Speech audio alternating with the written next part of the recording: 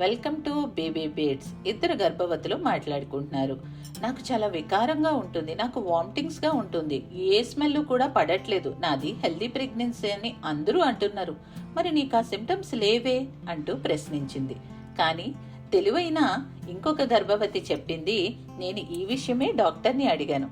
ప్రెగ్నెన్సీలో hormone changes వల్ల బాడీలో ఈస్ట్రోజన్, ప్రొజెస్టరాన్ హార్మోన్స్ పెరుగుతాయని, ఇవి ప్రతి ఒక్కరిలో ఒకేలా రియాక్ట్ అవ్వవని డాక్టర్ చెప్పారు.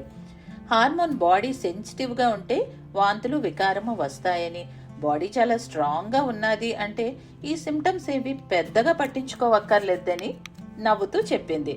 సో మీరు కూడా ఇలాంటి చిన్న చిన్న గాసిప్స్ కి మీరు భయపడి మా ప్రెగ్నెంటీ హెల్దీ కాదా, హెల్దీయా అని డౌట్స్ పెట్టుకోకండి. ఏదైనా మీ డాక్టర్ గారితో మాట్లాడండి. డాక్టర్ గారు మీ డౌట్స్ అన్ని కూడా తీసుకుంటారు. ఒకటి గుర్తు పెట్టుకోండి, అందరి శరీర తత్వాలు ఒకటి కాదు. ఒకరికి ఉండే సిమ్టమ్స్ ఇంకొకరికి లేకపోవచ్చు.